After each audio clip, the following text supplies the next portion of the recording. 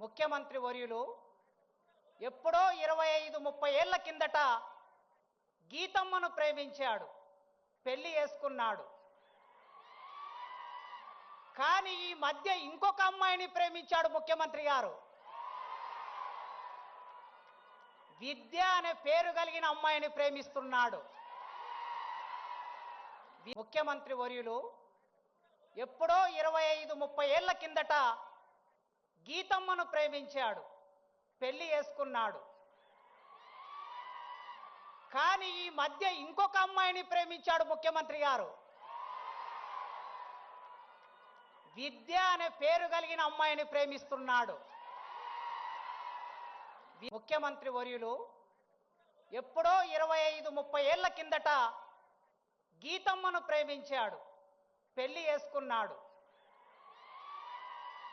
కానీ ఈ మధ్య ఇంకొక అమ్మాయిని ప్రేమించాడు ముఖ్యమంత్రి గారు.